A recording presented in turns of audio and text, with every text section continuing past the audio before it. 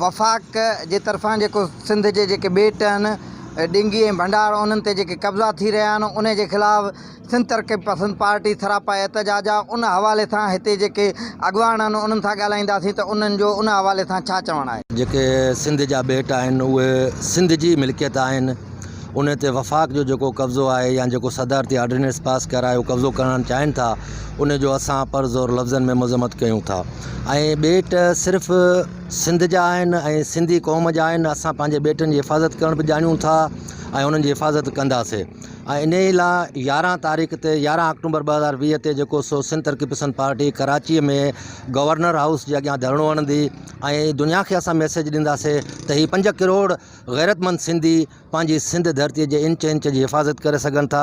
कॾहिं बि असां वफ़ाक़ी गवर्नमेंट जो इहो ख़्वाबु पूरो थियणु कोन ॾींदासीं त हू सिंध खे टुकड़ा टुकड़ा करे या सिंध खे वफ़ाक़ जे हवाले करे। इंशाअल्लाह ही 5 करोड़ क़ौम पंहिंजे वतन जी हिफ़ाज़त कंदी ऐं हिफ़ाज़त करणु ॼाणे थी। सिंध जे ॿेटनि ते कब्ज़ो नामंज़ूर ऐं असां सिंध तरक़ी पसंद पार्टी इन जी मज़म्मत करे थी ऐं वफ़ाक़ खे ईअं सिंध जे ॿेटनि ते कब्ज़ो करणु न ॾींदासीं ऐं इन जे ख़िलाफ़ु तहरीक हलाईंदासीं। ऐं 11 तारीख़ ते कराचीअ में असांजी रैली आहे जंहिं इन हवाले सां बाक़ी वफ़ाक़ खे सिंध ते ॿेटनि ते कब्ज़ो करणु न ॾींदासीं। इहा एहतजाजी जेका तहरीक आहे इहो वफ़ाक़ जे तरफ़ां सिंध जे जेके मुसलसल वसीलनि ते सिंध जे हक़नि ते जेके धाड़ा आहिनि कब्ज़ा आहिनि या ग़ैर आइनी जेको सो हिकिड़ो हरकतूं आहिनि उन जे ख़िलाफ़ु आहे।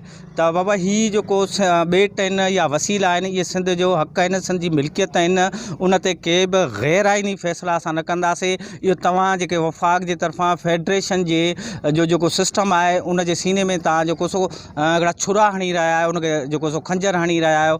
इहा सिंध तरक़ी पसंद पार्टी जेका समूरे जेको सो हिन अमल जी मुखालफ़त बि करे थी, मज़म्मत बि करे थी। वफ़ाक़ पारां फौरी तौर सिंध जे ॿेटनि ते जेके कब्ज़ा आहिनि उहे ख़तमु कया वञनि ऐं सिंधी अवाम में पैदा थींदड़ बेचैनी ख़तमु कई वञे। असद शहर, टाइम न्यूज़, सिंधड़ी।